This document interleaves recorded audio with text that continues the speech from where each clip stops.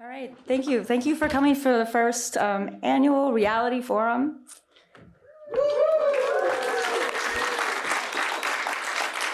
Yes, cue applause. So we wanted to just, talk about kind of what is Reality Hack for a little bit and, who we are.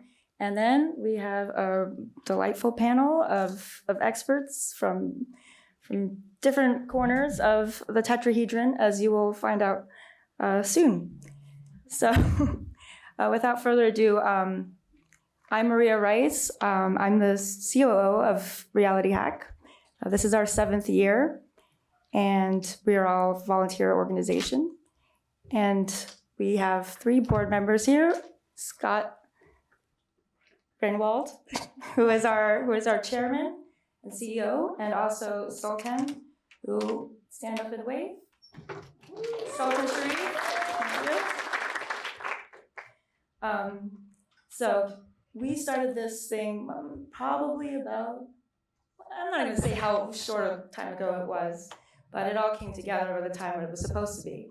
So this is the Reality Forum, this event, but it's also housed by the Reality Forum. And this initiative aims to establish a connection between sort of the dreams and the means. And by dreams, I'm talking about all of these hackers that surround us, all of their ideas and aspirations. We are flush with dreams here. But also, so it's establishing a connection between the dreams and the means, and while engaging in authentic conversations about opportunities and challenges for XR startups, XR initiatives, XR education, and the word XR itself. We might also want to address that. And also we want to think about it within a context of today's economic climate. So how about we talk about the tetrahedron? This is sort of our sort of mental model of what the Reality Forum is. Tetrahedron, as you know, is sort of a triangular pyramid. So we have 4 vertices, and you'll see the panelists today represent, one of each of these 4 vertices. I need some water. So thank you so much. That's how you do it. You ask and you get.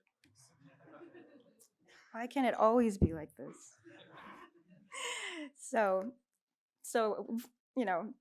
version 1, we have the means, the market, the business people, the capitalists, and we also like to call them the makers. That's why we started the Reality Makers program as part of this initiative, and that's where the startup hack lives.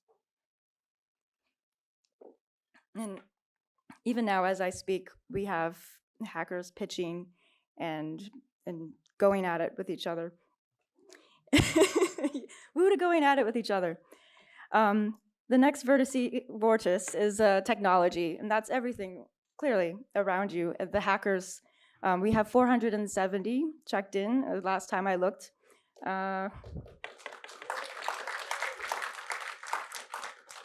And also, the makeup is about 50-50 gender ratio, which is not common.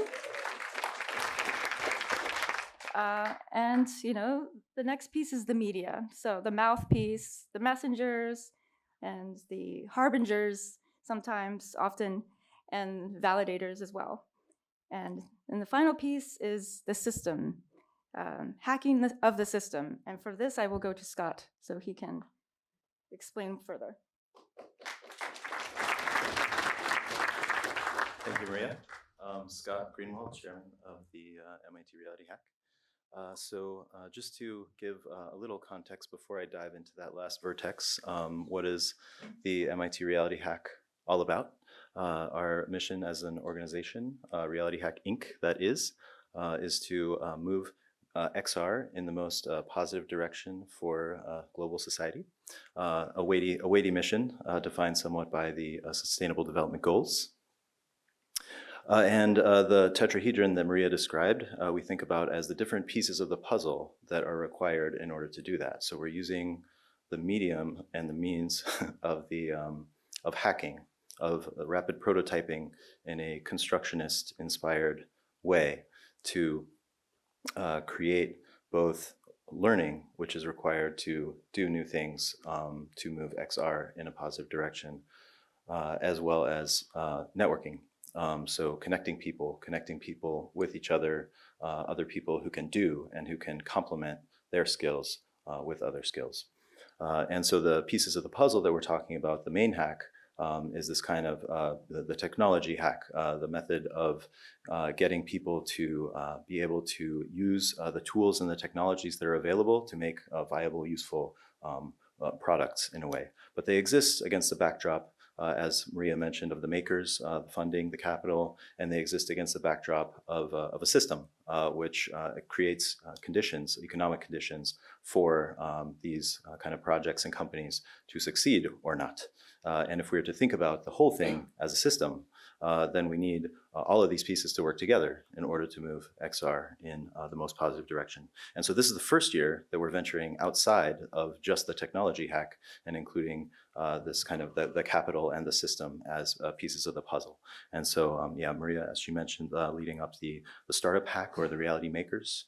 I and Rasheen Fahandej are leading up and with collaboration from the Virtual World Society, who you'll hear from in a moment, creating the Reality Shakers program, approaching things from this system perspective, hacking the system, but in a good way. And you know, the system, yeah, those conditions I mentioned. And so, yeah, it's a privilege and a pleasure to have people participating in these programs and helping us explore how we can apply our kind of hacking methodology, rapid prototyping methodology to learn and to network in all of these different puzzle pieces that are required to achieve our mission. So, with that context, I guess I'll introduce Virtual Worlds. Go for it. Great. So, so we'll get a little peek into what the Reality Shakers have been up to. So the hacking the system piece. So I'll just introduce Angelina from the Virtual World Society, Dayton. Dr. Angelina Dayton. Thank you. Pleasure to Thank you. I make them use doctor because I have a lot of student loan debt. So for those of you that can feel me there, I'm the executive director of the Virtual World Society that was founded by Dr. Thomas Furness. He originally created virtual reality technology in the 1960s for the Department of Defense. And I don't know how many of you use emerging tech right now. Does everybody have a cell phone? Could you take out your cell phone right now and just do this for me? Okay, you guys see it? If you want to turn it towards you even, go to virtualworldsociety.org and become a member. Thank you, that's my pitch, and those of you that know it well. So please become a member. We said, I'm sorry, I'm also losing my voice like Maria. It's been a wild couple of days. Tom had what was called a Oppenheimer moment in the 1990s when Lawnmower Man came out, and he realized that the technology that he created to make the world a better place might be used for things that weren't so good. And so he started the nonprofit organization, the Virtual World Society, so that we could make a strong effort in supporting people that will use emerging converging technologies to make the world a better place. And in collaboration with Scott and the MIT Reality Hack, we brought together experts from around the world to hack we ended up with 3 groups working on projects that will make the world a better place. I want to thank, for everybody who's here, can we get a big round of applause for our reality shakers who participated over the last couple of days? The Helsinki XR Center has committed to a 3-year hack or reality shake, where they're going to create a green space global, a model for sustainable urban transformation with immersive technologies. Their executive summary is, quote, Greenscape Global is an innovative model for sustainable urban transformation originating from the successful Greenscape Helsinki initiative. This visionary project reimagines urban spaces by converting car-centric areas into edible green city havens, while incorporating cutting-edge augmented reality and virtual reality technologies. As part of our commitment to sharing knowledge and fostering sustainable urban development, development, we are establishing a dedicated research center for future aspirations. This center will serve as a hub for collaborative research, knowledge exchange, and the development of best practices for cities around the world. We will report back in a year as to the progress we made in this initiative. Secondly, Indigenous Lifeways, which is another organization that we are working with, started a project titled Indigenous Immersive Knowledge Keeping of Land-Based Language Revitalization Stories.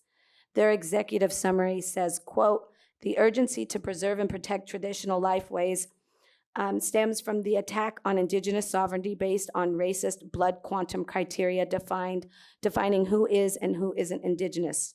To protect their culture from these systems, Indigenous Lifeways will develop an immersive story repository to preserve and revitalize the rich Indigenous traditions, stories, and communities across time."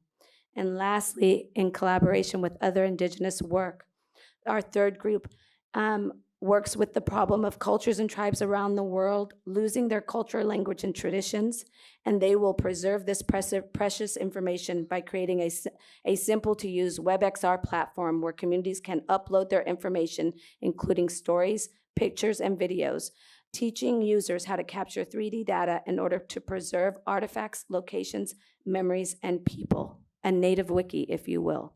And these initiatives, again, I will report back in a year on our progress, and our goal is within 3 years, we will use our collaboration with the Reality Hack to make these things to change the world in a meaningful way. Again, a big shout out to everybody that participated and who's willing to commit to the next 3 years of work. Please clap for them.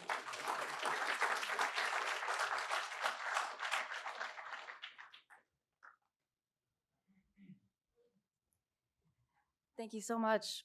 At this time, I think I'd like to call up our panelists. So come on down. How about Fidel, Adib? And we will go around the room and they will give introductions, their own introductions. Margo Anderson, news manager at IEEE Spectrum, or the Spectrum, as it's called. Tipatat Chennavasin, co-founder and general partner of the Venture Reality Fund.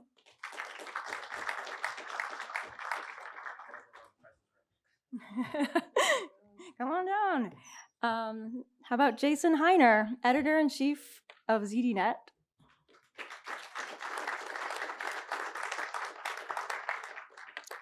John Lee, head of US operations at XREAL and also an MIT alum.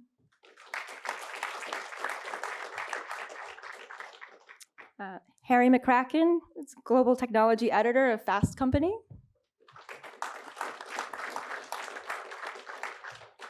And this guy, Scott Greenwald, executive chairman of Reality Hack, and also former research scientist at the Media Lab and CEO of 3 Space Labs. And I also wanted to say Fidel Adib is associate professor at the Media Lab and EUCS, and is director of the Signal Kinetics Group, and is the CEO of Cartesian. So, are your mics working? Can we go 30 seconds, just sort of give a brief introduction and pass the mic down? Well, I'm Harry. I'm global tech editor at Fast Company, which is a business media brand focused on innovation, technology, and general progressive approaches to business. I've covered this stuff for a long time. Before I worked at Fast Company, I also worked at Time Magazine and PC World Magazine, and a site I started called Technologizer. Hi, everybody. My name is John Lee. I had the pleasure of coming to MIT a few years ago, as have been telling my colleagues. After studying EE here, I've discovered the world of product design, had a chance to study UI UX at Tufts down the road, and found myself in the mobile phone world where I had a chance to design the first touchscreen cell phone with Motorola. After that, and really seeing the mobile internet, sort of mobile computing come and go, I had a chance to see spatial computing coming and had a chance to join XREAL about a year ago. I helped lead up the US team and looking to find partners, and big reason for being here is find developers to really build those experiences for the future. Jason Hiner. I'm the editor-in-chief of ZDNET. ZDNet's a over 30-year-old brand, launched in 1991 on CompuServe. It's been around for all of the technology revolutions since then. But in 2022, I had worked with ZDNet previously, and I came back as editor-in-chief to relaunch the brand for a new mission, knowing that we're entering this period of so much disruptive innovation, so many exciting innovations. And so our mission today is really to help people understand the disruptions that are happening and how it's affecting their life, their work, and their community. And then how can they get a taste of the latest technologies? What are the products that are going to give you the opportunity to have a taste of the future? And so I previously have worked with CNET and Tech Republic as well, and really happy to be here. It's really great to see all of the energy around this next space, this next stage of the immersive digital experiences that are happening through XR. So really excited to learn from everybody here. Hello, everyone. I'm Tipatat Chennavasin, general partner, co-founder of the Venture Reality Fund. So we're a leading investor in early stage virtual reality, augmented reality, and synthetic reality or generative AI startups. We've been doing this for 8 years now. We have $100 million under management. We've invested in over 55 companies, but we've looked at over 8,000 in the space. So yeah, whether we invest or not, as one of the few that focus just in this area, yeah, we want to be helpful for you. We believe a rising tide raises all boats and all that stuff. So reach out to us or me and then my associate Carson's. We're here. We just want to be available for everyone and kind of help share the knowledge that we've seen in the space in the past 8 years. And we're just excited to be here. Margo Anderson. I'm news manager at IEEE Spectrum. The IEEE is an organization that's been around since 1964. It's originally stood for the Institute of Electrical and Electronics Engineers. It's a global technology organization. It's actually the largest technology organization in the world, and we have like 400,000 members. And so we are a publication both for our members, but also for the, we bill ourselves for the Technology Insider. And so we cover a lot of emerging technologies, including artificial and virtual reality, but many others in the energy space, in telecommunications and aerospace and transportation and so forth. Before I worked at Spectrum, I was a freelance writer. I've covered any number of events at the Media Lab under the auspices of writing for Wired and Discover and New Scientist and things like that. And it's a real pleasure to be here. Thank you. Hello, everyone. My name is Fadil Adib. For those of you who haven't seen my keynote a couple of days ago, I'm a professor at MIT. I lead a research lab, and I also am the CEO of a startup that came out of my lab. It's a pleasure to be here with all the co-panelists. Thank you all for being here. And I've been a professor for almost exactly the number of years that Reality Hack has been around, and it's been amazing to see it grow over the years. And I know this is a volunteer effort, so kudos to the team. It's a huge amount of work of volunteers, and to the sponsors for supporting this and for everyone for being here. Really appreciate that. Thank you, Fadil. So I'll keep it brief. Scott Greenwald, chairman of MIT Reality Hack and Reality Hack Inc., and also CEO of 3 Space Lab. I'll be wearing my MIT Reality Hack hat unless you're otherwise informed. And let's see. Looking forward to some cool questions. By the way, our lawyer told him to say that. So when he changes hats, just know there's a delineation between CEO Scott and Reality Hack Scott. For the record, in different pants as well, hopefully. So,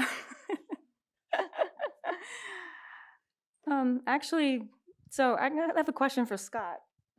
You see AR and XR through a nonprofit and your startup. So how do you approach XR in both? And also, what are you doing in your startup? Well, it's going to be hard to keep on one hat for that question. So let's see. I guess it's been so the last so sort of 2016 is a year that is often cited as the beginning of the mass distribution of VR. The mass hasn't been the mass that many have hoped for since then, but it's getting there now. That was when I started. Actually, I defended my thesis in this room at this podium in 2017.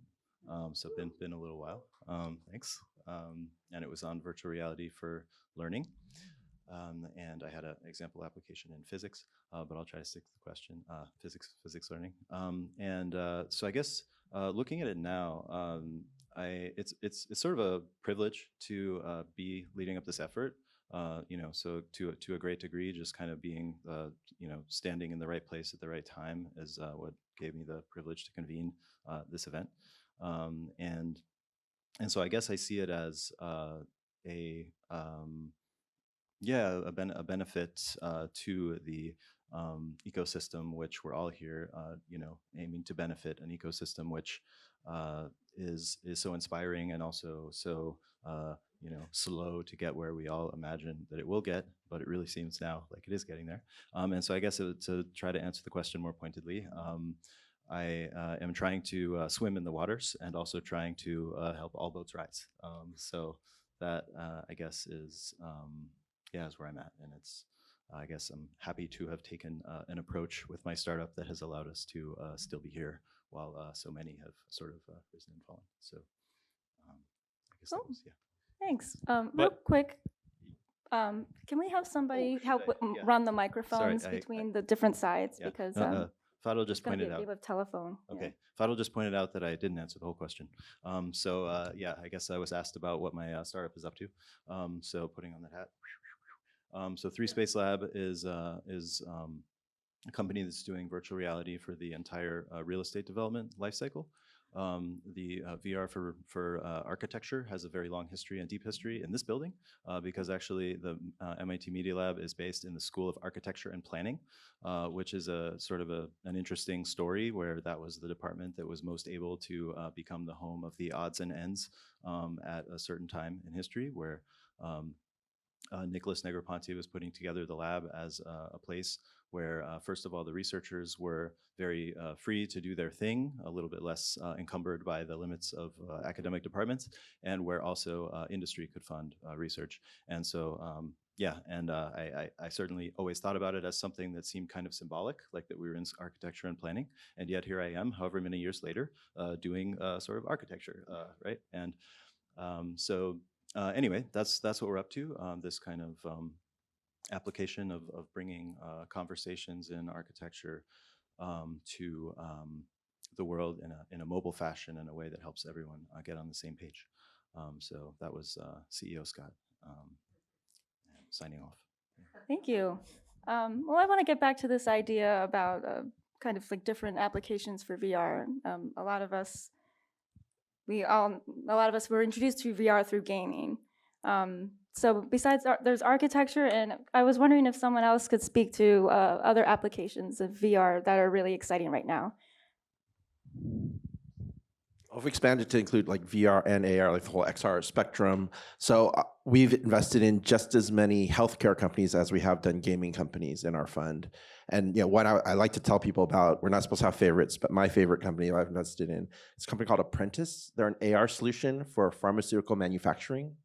And so during the pandemic, it became essential. It was like remote assistance, but also digitizing that workflow for like people that were not sitting at the desk, but people actually mixing chemicals together, right? Because they're wearing eyewear. They helped fast track several of the COVID vaccines. So already XR technologies are being used to save millions and millions of lives. And most people don't even know this. And while I'm proud of our games, our companies that make games like Beat Saber, they've made hundreds of millions of dollars, but to know that they're saving hundreds of millions of lives too with this technology is really the most impactful use. And one other shout out to another company of mine. There's another company called Proprio, and they're doing surgical navigation. And there's this idea that XR technology is great for training, absolutely. But the real interesting thing is when these technologies are being used to do the procedures and to do the work. And we're seeing this thing where in clinical trials, they're able to get pretty much 0 surgical errors across all of the surgeons. So it's not about making the best surgeons better, but it's about democratizing the highest quality of healthcare to everyone. And those are the things that XR can do. I mean, it sounds like you've demonstrated real impact for XR. So I was wondering, I guess this is more of a question for more of the journalists on the panel. Why does XR struggle to capture the hearts of mainstream media?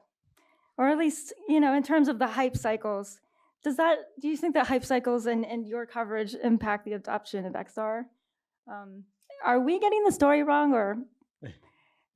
I'll take that one. Thanks. Yeah, and I'll speak a little bit to the topics beyond gaming too that are starting to gain some traction. I think there are a number of things, and we've had some conversations even so far this weekend about it. There are some things that have happened that have negatively impacted the view of the public, the wider public, around XR. Some of the images, especially the very like socially isolating images. One of the ones that I think about the most is there have been several CESs where there was 50 people with headsets, you know, all sort of waving their hands around.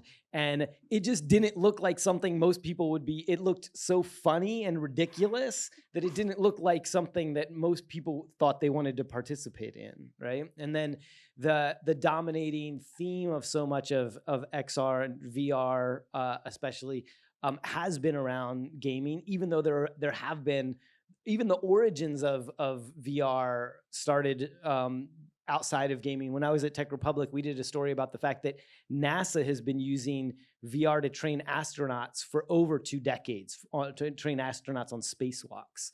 And so the roots of the VR industry are very much outside of gaming. But that narrative has, and not only the kinds of games, primarily first-person shooter, which has a broad audience, but still it's not, I wouldn't call it mainstream. You know, that has dominated the narrative. I think that is changing. And at ZDNET, we saw at the beginning of last year, this rise in interest in general in AR and VR. And we were a little surprised because, to your point, Maria, like, it's not been a topic that gets a lot of attention. And we saw it, and what we expected was, well, with this anticipation of Apple entering the category, there was just a lot of curiosity. Is it going to happen? What are they going to do? What's that going to look like? But we've seen it not only not peak when Apple made their announcement at the middle of last year, but continue to accelerate beyond Apple topics as well. And we talk to a lot of developers, and we see them talking about, especially after the launch of Quest 3, that they're having these record numbers of sort of daily active users, weekly active users, monthly active users, just in the past 3 or 4 months in their apps and beyond gaming. You know, so a couple of the ones just of examples are the fitness is one that really has taken off and seen a lot of energy around that. Apps like Supernatural, and then apps that are doing that are more business focused around product development, digital twins, these kinds of things. So big companies like Siemens, and then small company startups like Campfire on Quest are allowing companies of all sizes to collaborate, travel less, not have to be mailing prototypes all around the world to different teams. And so those things are big. And then you see really interesting new apps like now I'm drawing a blank on the name of it. They do 3D puzzling places. They do 3D puzzles, but they really see this as more of a meditation app.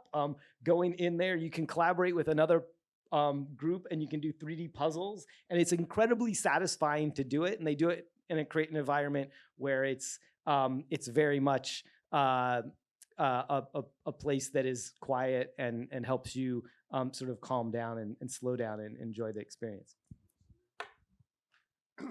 I would add to that too, just a little bit of history and to think about other instances in, say, the last 20, 25 years when something virtual reality like has appeared on the landscape. I would point to somewhat recently, and they're both success stories and not success stories.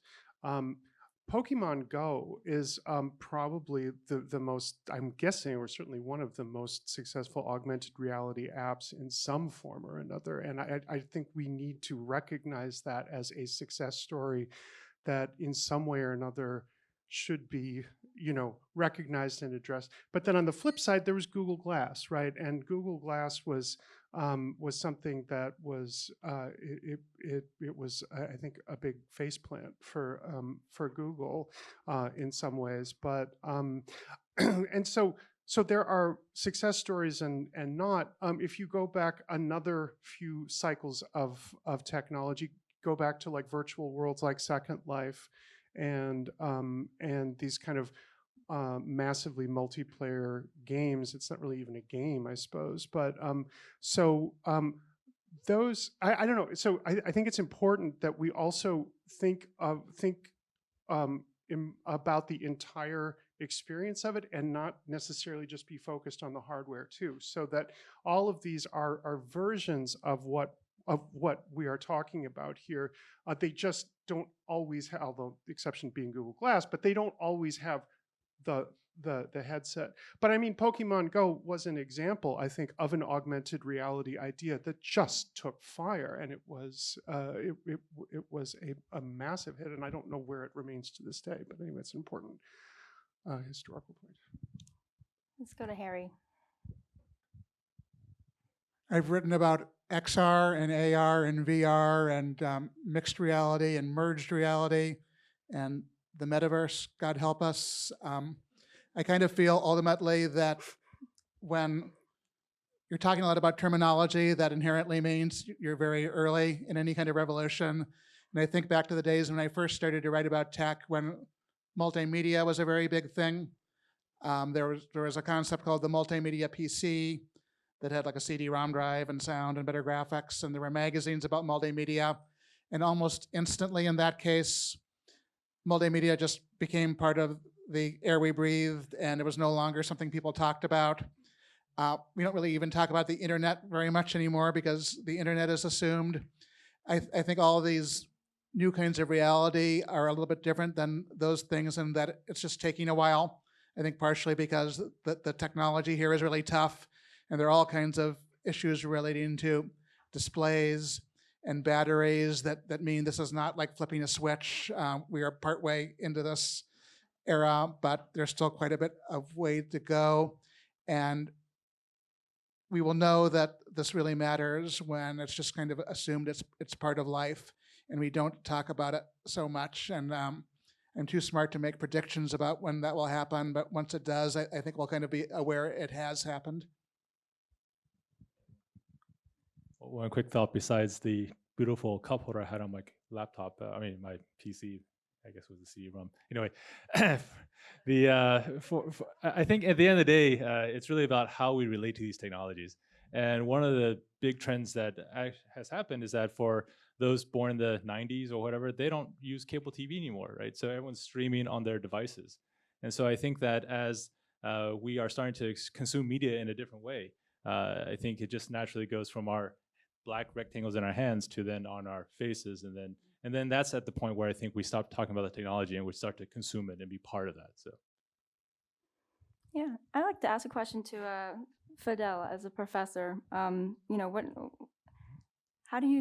we approach XR and build new systems, capabilities, and applications that sort of bridge a lot of this friction that we're noticing here at this stage?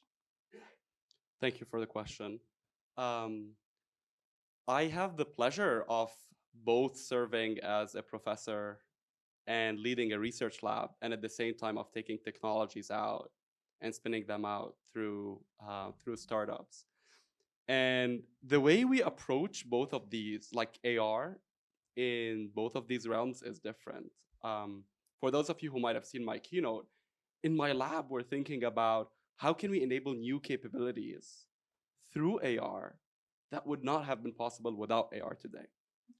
The things like we showed, like augmenting human sight with X-ray vision, allowing people to see things that are otherwise hidden from them. And for me, in the research world, this is how we love approaching AR, how to enable new capabilities Um, and we might be using the fanciest headsets, which people might not want to wear for a long time, but that's how you demonstrate the new capabilities. On the other hand, when it comes to commercializing research, this is the second startup that I do. So one of the things that I've learned is that you want to build the things that you could truly deliver on. And so I love the example of speaking about Pokemon Go, because what it did is that they used mobile phones that are already in everyone's hands.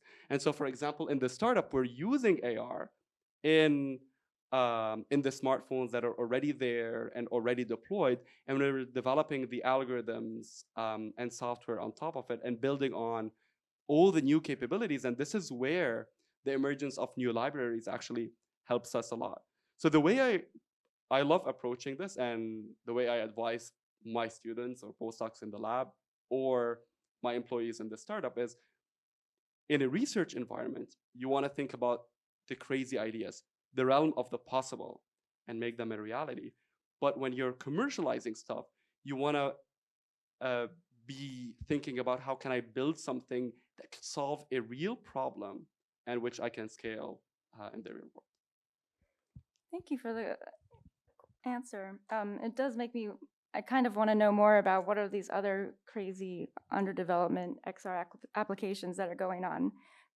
Because in the meantime, there's a trend where, well, some people say that there's a trend where we're seeing more 2D content in XR, like desktop experiences and in PC console games. And I was just wondering if any of you wanted to take a stab at why you think this is happening, in terms of like, what does it tell us about the adoption and usage patterns? I mean, I think it's important to understand too, like, we can't go into the future right away, and we have to ease people in, right? And so you can't shock people and be like, okay, here's something brand new. It's like, no, you have to say, this is something that will take something that you do today, and it'll exist in the workflow and in the lifestyle that you know, adapt to you, be useful for you in day one. We don't have to wait until apps are created by developers 5 years from now for this to be of value. And I think that's kind of what was missing a little bit from a lot of the XR propositions so far, where people are like, okay, well, you can kind of do this, you can kind of do that. But it's a very, like, XR is very different than mobile phones, because when we switched over to smartphones, people were already ingrained to having a phone for over 10 years, right? And so it made sense. Okay, if you're gonna upgrade your phone, okay, upgrade to a smartphone. Yes, that makes sense. But now there's a brand new class of device with a brand new types of habits, and people aren't conditioned to wear computers on their face yet. And so we see kind of like some smart glasses, like the Meta, Ray-Ban, Snap and Google Glass is an example of a failure. And now we're kind of bridging that. Can we get people comfortable with wearing cameras and computers on their faces? Maybe, but it hasn't reached that kind of iPod ubiquity, like where people are like, oh, I can carry this device and it provides enough value in my life that I'll carry it with me no matter what. And so now I think we have to get to that point where, like, when I see startups, I'm like, you have to provide enough value, not just to convince people to download your app, but to buy the device. And when it was the Quest, it was like, okay, can you provide in like $550 of value, right? If your app is $50 or something like that. But now with the Apple Vision Pro, you're like, no, now you have to provide $3,550 of value or something like that. But I think if anyone that's tried the hardware and has seen the capabilities of that device, yes, you can actually develop applications that provide that much value, whether it's superpowers like X-ray vision or letting people, engage with their memories and make it feel like they were there reliving in a time machine. I think there's going to be so many interesting applications of this that we haven't even began to think of, but we have to ease people into it. And that's kind of why you have this skeuomorphism of it was like when the first iPhones got the UX was very it was super skeuomorphic and looked like real things before we got flat design and we could get to this extra language, right? And so I think we're in that kind of middling phase to ease people in, because you can't go straight to holograms because people aren't ready for that. You have to go, okay, well, first watch your 2D content. Okay, maybe it's in 3D. But then when they see nerfs and Gaussian splats, their minds are going to be blown away. Is this one on? Yeah, great. go for it. Okay, nice. Just to add to the sort of 2D and 3D discussion. So I, as an enthusiast of 6 degrees of freedom, I was kind of like, 2D and 3D seems like not the thing that excites me the most, right?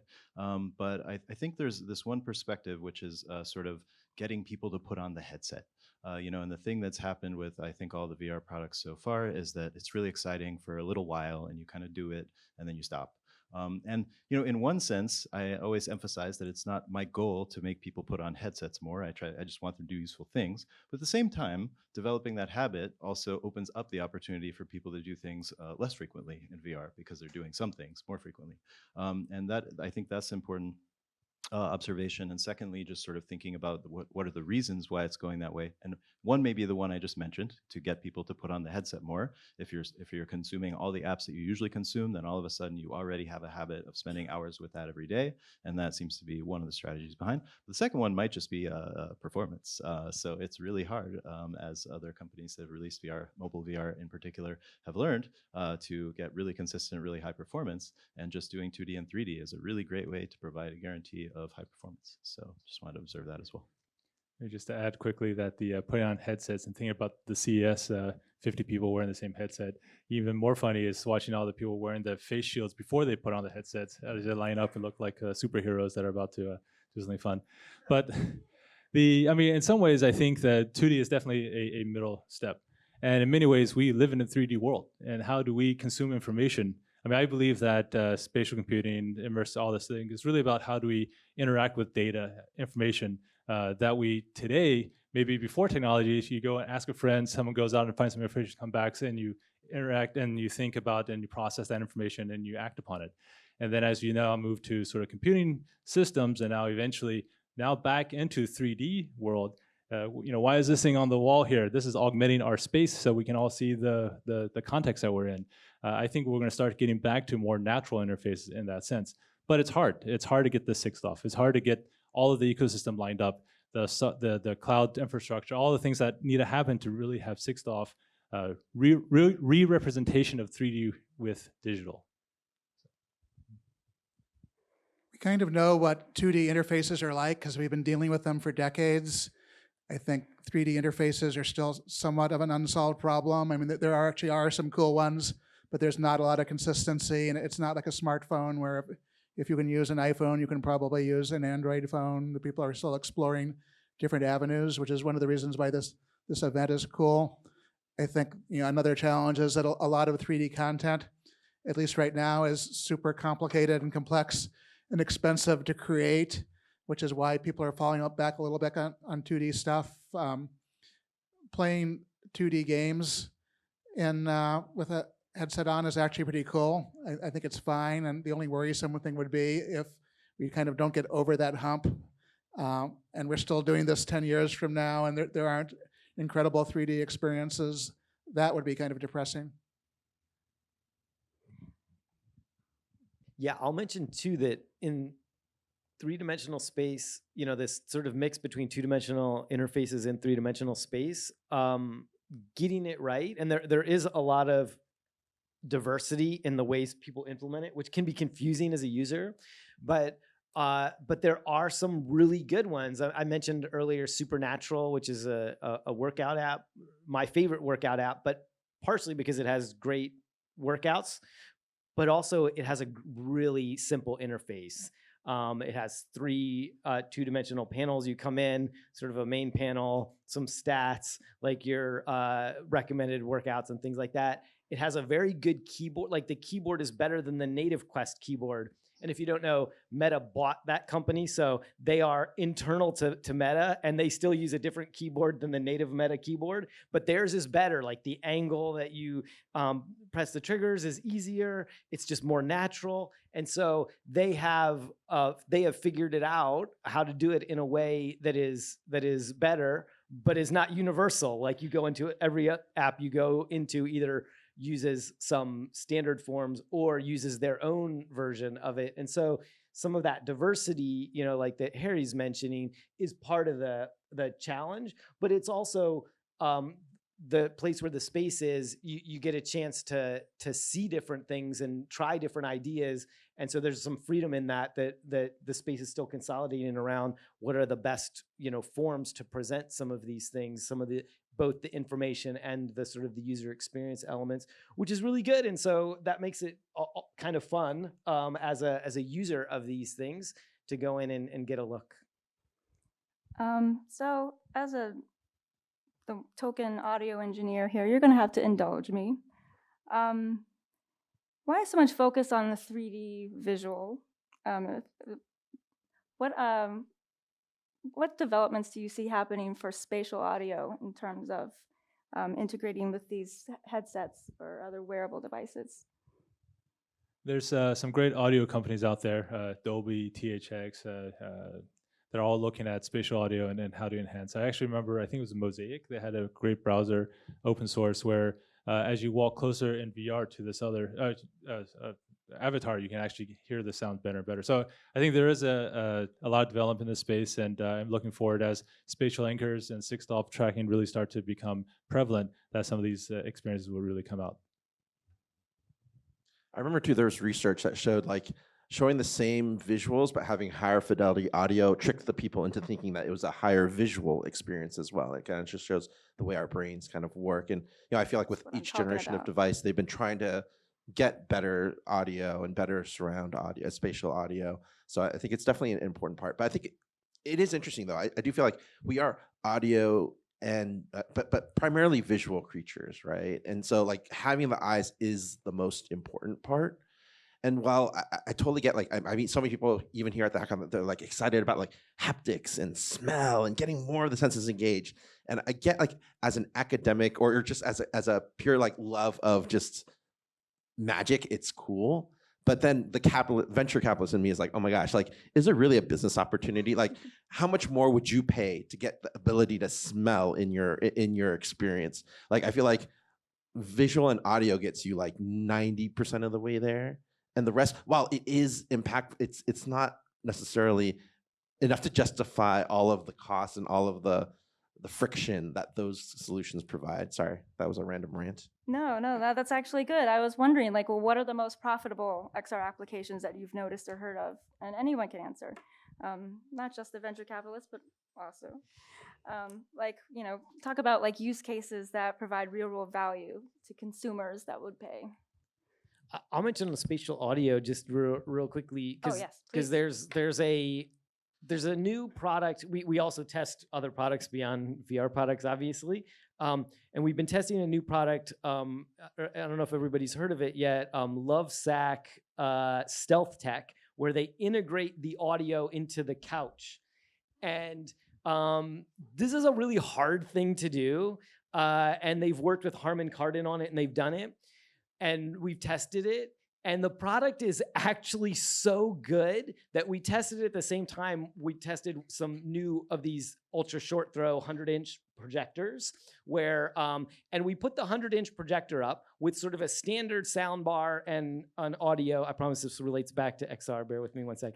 And we were like, okay, it's okay. Like the 100-inch screen is nice. But then we ran it through the Stealth Tech, the couch, and all of a sudden, like, it felt like the screen was better. Like the whole experience, like it was almost like it looked better once you had this really immersive audio that it's like a rumble, chair, right? You're in that thing, and it shakes when the dinosaurs are moving, and when you're watching Avengers and all of those things, and the interesting thing is I watched one of those. So we use the same content to test multiple things. And we've also been testing these things in headsets. And one of the things I missed the most in the headset was the lack of the spatial audio didn't quite match that experience of what it was having that Lovesac, experience with their couch integrated sound system. But there were a few things in the spatial audio where you in some of these movies and stuff that are mixed really well. So getting back to your main question, Maria, like when they're mixed really well, that all of a sudden you do hear somebody like walking up behind you, and then all of a sudden that experience is so much better. So I think this is one of all that's to say, I think this is one of the opportunities, because I think the technology is there in the headphones. We know that in Apple Vision Pro, they're going to have lossless with the new version of AirPods Pro 2 with USB-C. that with some of these other systems, there's the Razer Hammerhead headphones that now work with Quest 3. The technology is good enough to really have some amazing immersive sound, and I think it's one of the opportunities for the immersive audio to match the video experience that we have. Love to add something. I saw a lecture here at MIT a few years ago, and it kind of opened my eyes to this interesting fact. So we sort of think about stereo or surround sound as like, some form of spatial audio. But when you actually mathematically solve it and render spatial audio, you must render to the ears an exact experience, which matches, takes into account the shape of your ear, the density and size of your head, and so forth. And it's an experience that most of us have never had. We have never heard spatial audio rendered.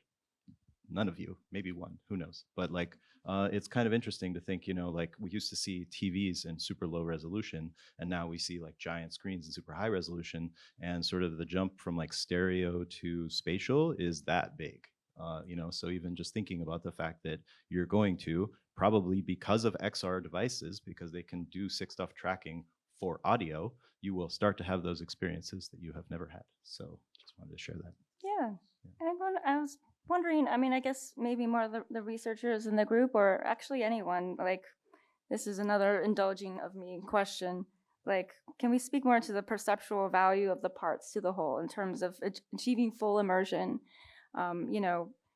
Why not? Like, why, if you could smell an XR, wouldn't that make the other senses be more salient or not? I don't know. Harry. Smell, I'm not so sure about, but haptics, I think, potentially have a lot of potential. I mean, they're one of the most challenging things to do, but if you're typing on a keyboard in virtual reality, you really do want to feel it, and until you can, a meaningful part of the experience of engaging with the physical world is not there. That doesn't mean we can't make a lot of progress without that, but I don't think that XR will live up to an experience like being in this room until we get there. I mean, if you think about the way the body perceives information flowing to us, we're pretty sort of focused on whether it's vision or sound or whatever else. Obviously, by adding additional senses, you add that additional dimensionality to that experience. But one of the things that it was interesting, I didn't see this year at CES, but last year was in the last 2 shows or so, there was a shirt where it actually had electrodes that you could actually feel a bee sting, a knife attack, and so I don't know if it's just the market, it's not ready, or. As someone that's been a guinea pig and tried most of these things, I think the weirdest one I've tried was a taste thing. It sent electricity through your lip into your tongue to turn off the taste of salt, the salt receptors. Yeah. So when you drink something salty, it becomes sweet. And yes, that did work, but the shock through my lip was the most annoying and like distracting thing. And so I feel like there's this like trade-off between like how you actually do it versus the result that you get. And it's just so high. I think the bar is so high, like haptic systems where, again, yeah, you can feel hot and cold, but you have to wear this like 10-pound bag and it shoots liquid through these tubes and it takes time. And like, I don't want to say like no, but at the same time, I want to say like we're already like such audio and visual people that we get 80% of it already through these methods. Getting that extra 10% is not worth, $500 per haptic hand controller that then, costs more than each headset and then only gives you a pretty, let's say, 8-bit experience of what haptics, maybe even 2-bit experience of what you think haptics will be. Thanks. I was thinking maybe for Margo, because we've sort of talked about this. What about, is there such a thing as too much immersion? Like, is there, do we want to have that boundary between reality and virtuality? And also, like, how does that work with the other senses, the more just like interpersonal connections that happen, and that somehow it's different when it's in VR? Sure, sure. I mean, I guess, so, and could you say your first question again? Yeah, I know. I did a compound thing, sorry. The first question was, is there too much immersion? Such a thing as too much immersion. Is it too real? Is that bad? Yeah. Well, thank you. That raises a question that I actually would love to pose to the panel too, which is, as we're all, seeing all these amazing, creative, brilliant people develop these ideas this weekend or this extended weekend, I wonder what you just said, Maria, is that are we also missing potential downsides or flip sides of what's being developed? And it's important, I think, as technologists or as people who are developing technologies to, yes, there's a lot of positivity, but things can be used in other ways than intended. And so, yeah, I mean, what about the immersion that is, it becomes a substitute, right, for reality, or and so that's actually been something that has crossed my mind multiple times over the course of this amazing weekend. And I'm just wondering what fellow panelists would say about, like, have you thought about flip sides, the ways that unintended uses of these incredible technologies that are being developed? And I'm just wondering if any of you had any thoughts. Just one quick thought. I mean, I get this a lot. People are like, oh my gosh, like virtual reality simulation, like, are you trying to replace reality? And I'm just like, well, you know what? You're very spoiled if you have that option to say your reality is awesome, because for, I would say, like 80% of the world out there, the reality isn't the best. And if you can provide them with an amazing experience, you're providing a huge social good. And like, I think about this, like movies versus a play. How many people can go to a play? Fill up an auditorium. Like, how many people watched Hamilton in the actual, like, real life? Like hundreds of people, maybe 1,000-ish, thousands of people. But then as soon as they turned it into something that was streamable and watchable on Disney Plus, then millions of, like tens of millions, hundreds of millions of people could watch it. And was the experience not as good? Probably not, but was it still very good? And was it very enriching? Did it provide value for this? Absolutely. And so in that way, I feel like, like looking at the TV film to like play analogy, I just feel like, yeah, simulation all day. Love it. So yeah, definitely agree with that. I think just sort of responding to what people think about as negative unintended consequences that I don't think are so negative, is sort of this idea of like, well, what are we replacing, right? So how many hours do people spend thumb scrolling now, right? And maybe that's what we're trying to replace. Because if I could replace thumb scrolling with immersive VR, I definitely would. Move the body, move the head, just sort of be doing something that is more physical and healthy for the body. So I just like to point that out. I just want to add one thing. Many times when we get alarmist about things, what history has told us is that we are sometimes getting alarmist about the wrong things. I remember when I was growing up, there was a concern about a lot of boys playing like shooting video games. And I used to be a gamer when I was younger. And I remember people being concerned, no, you should not be playing a lot of games. And actually over time, it turns out that playing violent video games reduces the violence for the vast majority of men, because it allows an inherent aggression that we have to come out in a certain way. But what were we not alarmist about? What we were not alarmist about was that social media is going to impact the mental health of teenage girls.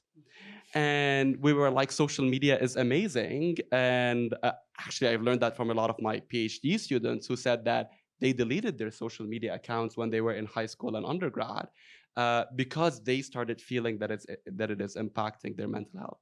So sort of taking a step back and reflecting, it's so important to be critical about these technologies. But most of the times when we end up being alarmist around them, sort of what we need to do is to put them to the test and then do the measurements and reflect them. I think that speaking of social media, among the still to be solved problems with XR is it seems like it has a lot of potential for like actually meaningful, valuable social experiences. It's pretty tough to make those happen. I think they could eventually be better for the world than an Instagram or a Snapchat. Mr. Zuckerberg, I don't think did himself or anybody else much of a favor by overhyping the Quest social experience. I've spent a fair amount of time with a Quest headset on, desperately looking for my friends in VR, and none of them are actually using that, even though a lot of them, at least at one point in their life, were using Quest headsets. I think they're not using it because it's just not all that valuable yet. And it's not that valuable yet because it's a real tough problem to solve, but I feel there's a decent chance at some point somebody will, and we may not look at wearing these things as unhealthy. We might look at them as actually being pretty valuable.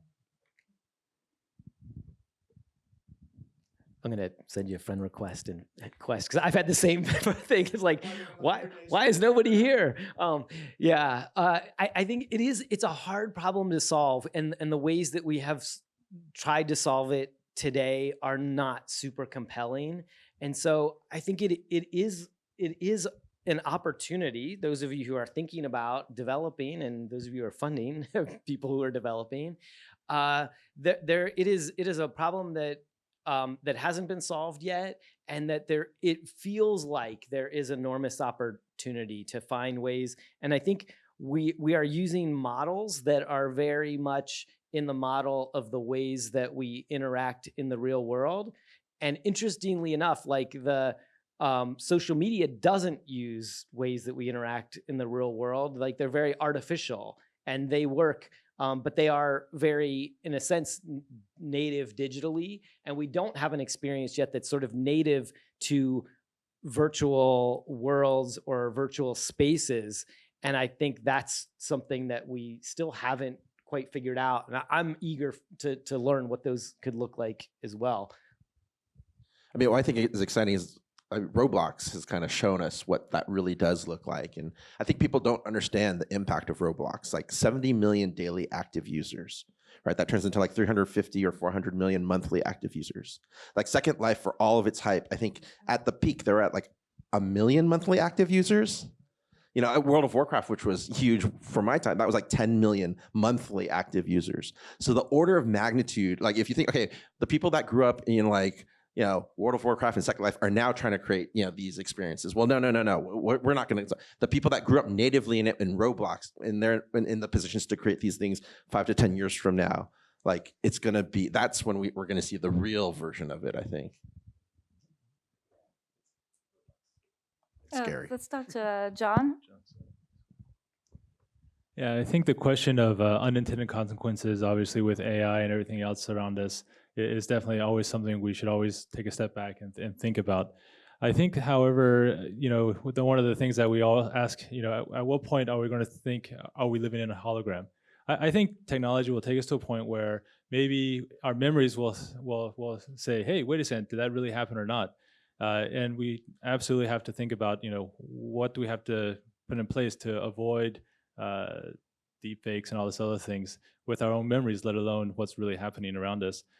One of the things that I was surprised to learn about when studying UI UX was, why are there ethnographers? Why are there sociologists as part of the equations? Because we do have to look at the societal impacts of the things that we're creating.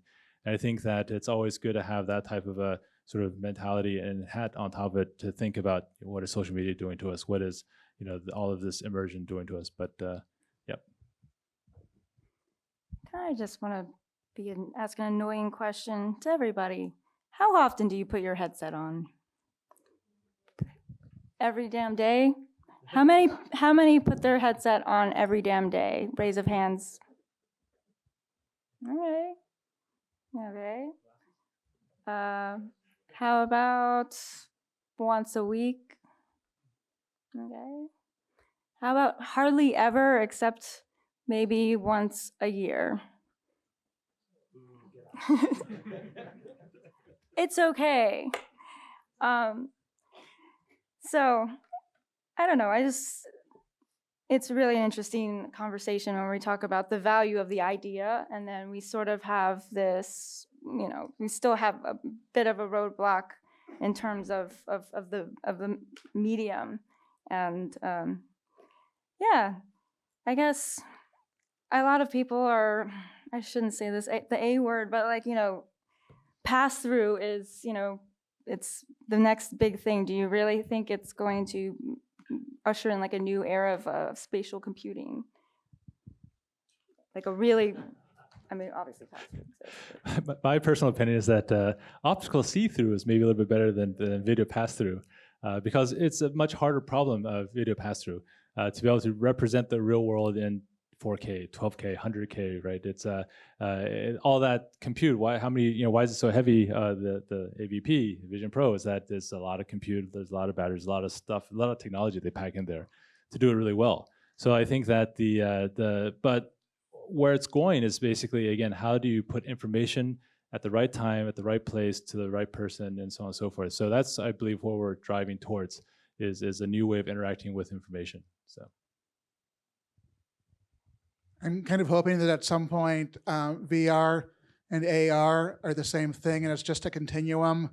And one of the cooler things about the Vision Pro is that there's this dial up top, and you can crank how much of the real world you want to see from nothing to a lot of it, which I think makes a lot more sense to me than having these two distinct things, which are ultimately pretty similar. It's just a matter of how much of it is digital and how much of it is real.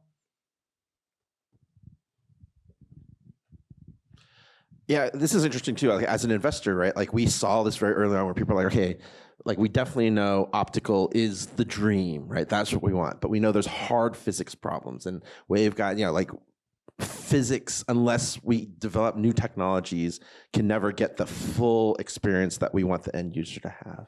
And then we saw these companies doing, we're going to do video pass through, and the company that was eventually acquired by Apple, like they came to us and we looked at that and we're like, well, hopefully this physics stuff will happen. But it's like 10 years later, I don't think we've gotten much further with the physics stuff. And what's really interesting though is the pass through has gotten a lot better, right? The quality of the display, the quality of the cameras, like there's a company called Vario, sorry, it's a plug, they're a portfolio company, but they were experimenting with the highest end, like $10,000 headsets. What can we do here? And the visual pass-through is so good and so quick, so responsive that like auto manufacturers, like I think it was BMW or Audi or some others, they actually had their drivers drive on real tracks while wearing pass-through, and they would turn in the road, and then they would change the UX of the car around them and try different designs. But the fact that they could do that in real time on a real road, of course it was closed, they didn't want traffic going on, but it was still good enough to do those kinds of things. And now Apple's doing that at a somewhat consumer, Apple consumer price point, but it's amazing. The quality is so good, and I feel like it is a transitory, step, but I still haven't seen like the optics, like Magic Leap and others that promised these amazing things, but then when it came down to manufacturing, just couldn't get there. And so I do think there's probably a good 10 years, at least 5 years, where this is going to be the best way to get the most compelling AR experiences that we dreamed of. I see Fidel has something to say. Yeah, I don't know the answer to your question. It's sort of is it ever gonna like happen? But my sort of, I hope it does. And the reason is personal for me. I don't know actually how many, I didn't sense any accents on the panel, so I might be the international person who actually grew up outside, and I moved here. The first time I moved to the US is when I was 21. And I come from Lebanon, and if you're coming from Lebanon, you usually do, I mean, it's a beautiful country. You should visit when it's in better times. But it's very difficult to stay there and to truly grow and have an impact, be a professor at MIT and have a startup. And for me, when the ability, when I moved for the first time, to be able to speak to my family on a daily basis using the mobile phones and using FaceTime and what have you, imagine how much it connected me to them. But even more so, imagine how much more important it was for them to be able to feel me as a like as your children, you want to be able to maintain a connection with them. And one of the things that I see that is beautiful about AR and what I hope is when people think of them as the next generation of mobile devices, it's a experience that lets you be closer to home. And whether that's going to happen in 10 years or 20 years, I do hope that it's going to happen. So for personal reasons, and I'm a techno optimist as well. So I do hope that it happens, and I do hope that we're able to bring in more and more senses and experiences so that we can bring people closer to each other, similar to how mobile devices and advances there brought us to each other. Thank you. I'm confident too. I'm techno optimist as well. I think that it is an impossible problem right now. The idea of pass-through or actually taking glasses and having a true heads-up display rather than sort of creating a headset that is giving you a vision of the world. But there are companies that are working on the breakthroughs, and I mean the technology industry is full of impossible problems that somebody found a way to because we knew we wanted it. Right. And so I'm sure that there will be breakthroughs. There are companies doing a couple interesting things that I've seen too. Ocumented, OQMENTED, they are doing, for example, just a laser version similar to that short throw laser TV. They're doing a laser version that has lasers that shoots onto the glasses and gives you, displays. The technology, I think it's less than 5 years away, in terms of, but how can you get the expense and all of those things? The point is that I think we are closer than we think, but it's not, next year. It's kind of like Bill Gates said, we always underestimate we overestimate what we can do in a year, and we underestimate what we can do in 10 years. I think this space in 5 years is going to be so many light years ahead of where we are. It's super exciting. I'm going to take a couple more comments. And then Maybe just one quick one is that hats off to Apple in the sense that a successful product, successful company is not just about how feasible is it to build, how desirable is it by the market, but also how viable. How many people are willing to pay $3,500 for a pair of headsets? We'll find out. But the key is that it's more than just the technology. And I think there's today, as you're saying, the Vario headset, for instance, is truly amazing sort of visual quality. But how many people are going to buy that? Right? So it's all about making the trade-offs, and it's about how do we really bring sort of AR to everybody so that we can all really live a better world. Great, thank you. Well, it comes back to the fact that, the XR industry is still in a stage of evangelization.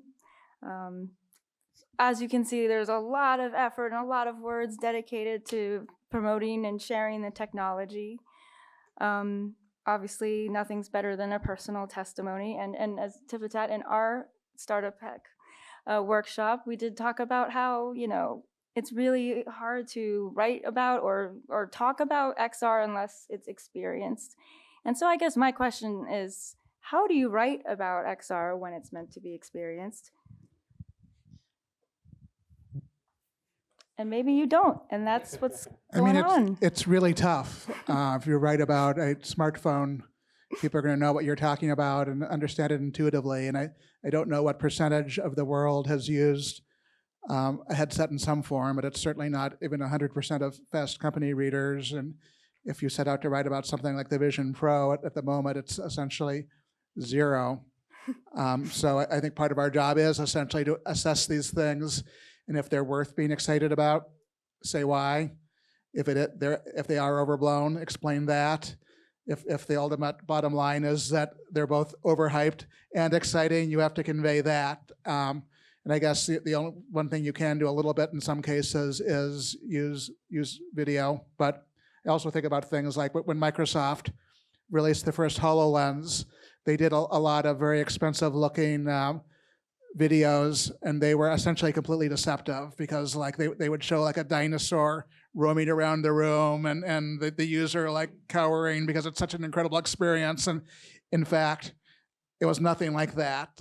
So they completely oversold it. And it's very hard to not oversell not undersell. And I'm kind of looking forward to the time when more people have used these things, and it is sort of like writing about a smartphone or a laptop where people know what you're talking about. As an editor, what I look for from our contributors when we're writing about technology, and I would say in this category would be a great example, is to not get too lost in the technology itself, is that ultimately you're conveying to people something that is either entertaining for them, or it's going to solve a problem for them, or it's going to make their lives better or more interesting or more valuable. You know, there's going to add value to what they're doing.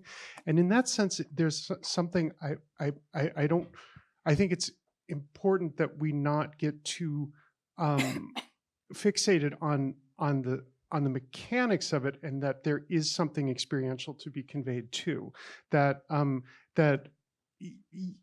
Yes, I mean, to Harry's point, it's also I think we do need to focus on, yeah, I mean, like with Apple's a new device, this is going to essentially this is going to be a different industry in just a couple weeks, and it's kind of amazing that, you know, as we're all sitting here and talking about this industry and this technology, by the end of the month or by the end of next month, you know, there's going to be a whole new realm of users and a whole new realm of experiences. But ultimately, I would bring it back, you know, when you're conveying it to a readership of people who haven't experienced this before, you do ultimately still have to come down to sort of basic human questions of just what is the value, what is the thing that makes you want to do it, and so in that sense, I would stress that you can that it's still even if the person hasn't experienced it, and they haven't put like a Vision Pro on their head, you can still say, well, this is cool because it lets you do X and Y and Z. I've never done an Apple Vision Pro. I'm looking forward to trying it myself. But I think I think you can still convey a lot for people who haven't done it just by getting to what I had said before. What problems does it solve? What is it? What are the experiences that it conveys? As storytellers, we really only have metaphors. It's like the history of storytelling is I try to tell you something that relates to your experience so that you can understand, and then have a way to experience it yourself. Apple Vision Pro was like that. The most impressive thing in the demo, and I think lots of people, I would encourage everybody, book a demo and go look at it. Most people, unless you're a developer, shouldn't spend $3,500. It is a developer kit. It is a very expensive developer kit, but a lot of people are going to get the demo and are going to enjoy it. The most impressive thing by far are the spatial videos and spatial photos. You just have a visceral reaction to it, and the only way, because after I did the demo at WWDC last year to explain it, to an audience, was it is like the difference between looking at a photo that you have now and a spatial photo, or a video you have now and a spatial video, is maybe like the difference between like black and white and color, seeing something and all of a sudden it has much more life. And in this case, it's more like stepping into a memory than it is looking at a photo. And there is, and the only way I could describe it is something that you see that elicits emotional reaction. It does elicit a stronger emotional reaction, or it did for me. And ultimately, one of the Apple people, Mike Rockwell, who worked on it, said that when they made this feature, the reason they put it in the product was one of the people who was working on the team had young kids, and he took a spatial video of his young kids and he brought it into their team of like 10 people who were working on this, showed it to them, and they all went, "Oh man, I wish I had this when my kids were little." And that was my first reaction when I saw it too, is like, oh, if only I had this when my kids were little. How incredible would it be to have those memories, or a memory you have, your most special memories, because it's that much stronger. And so I think telling those stories in ways, I think people can relate to that. They can understand that. And I think anytime we talk about it, I think we have this reality. We have to find ways to connect it with experiences that people have already had and can already, easily imagine. So You sold it's me. hard to ignore. Sorry, this is kind of for you too, because you mentioned before a really good point that maybe about 80% of the world doesn't really even have the access to even be able to choose between real reality and virtual reality. And clearly we're speaking from a realm of privilege upon privilege. So when do you think we're going to get to the point at which, like I'll say, a certain percentage of the world now has iPhones? When are we going to get to the point where, a greater percentage of the world has access to this choice in realities and this kind of technology? So I think most people approach it as how do we cost this down? But I think the more important way to think about it is how do we value it up? How do we make sure that this unlocks, a new economic opportunity, right? If they could do a job so this is what I used to think was this idea of what does productivity in virtual reality look like? What could it be? What are visual spatial tasks that are right now currently undervalued in the real life but overvalued in the digital world? And I take the example of painting objects. So if you're on an assembly line and you're painting a toy, a figurine or something, and some of it's still done by hand, and it's, or you think about when you travel and you go to a village and you buy the souvenirs, and they're handcrafted souvenirs, and some artisan had created this thing that you're carved out of wood, painted, dyed, all this stuff, and now you're buying it for $1, right? They're applying colors to a physical object. Minimum wage skill. You think there's digital artists that color digital assets for games and films, and that typically starts at $60,000 to $80,000 for that kind of job. And right now the challenge, a lot of it is navigating and understanding how to work a computer, but really it is thinking in 3D, but using a 2D interface of a keyboard and mouse or a 2D Wacom tablet. But with VR or AR, we could reimagine that workflow so it would feel like they had the physical object in front of them and they were just painting on the real object. And then the result could be saved out on the end as the textures and whatever that would plug into the game engine, right? So now this person, in the village, instead of painting tchotchkes that sell for $1, can now sell digital assets that could sell for hundreds of dollars, right? So how much would they pay for that device? Even if it cost $10,000, it would pay for itself in its first year. So value up instead of trying to cost down is the message I try to push. John? Just to think, I totally think, absolutely have to think about what value we're bringing. And I think that how do we see information in a new way that brings more value, right, at the right time, and contextual information. One of the use cases that there was a janitorial company that was chatting with us about is that how do I know that I've mopped all the floors? I saw a video on LinkedIn the other day. Is how do I know that I mowed the lawn and hit all the spots?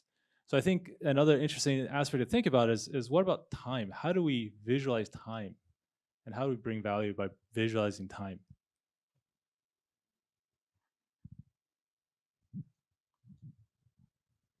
Sorry to kill the conversation. That was, I'm sorry, that was profound. That was so profound that I was stumped. I'm also thinking about time, but also not visualizing it. Does anybody want to chew on that for a little bit, or? So, wow, how do we visualize time? I actually have. Let me throw one quick idea out there. Yeah, go ahead. How many videos have you seen of someone growing, they take a picture of themselves every day and you see them sort of change over time, right? Mm-hmm. Your kids as they change over time. The buildings around here, I keep taking my colleagues to, hey, this used to be here, but it's no longer here, right? So how does the landscape change over time?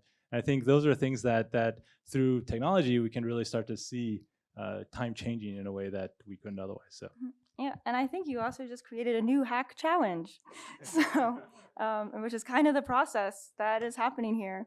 I kind of want to wrap everything up, and I'll give it to, how about Scott for final remark? Some kind of cue? No, there is no cue. I just, I didn't want to throw anyone else under the bus. Cool. Fair enough. Fair enough. I am here for that. I am here for that.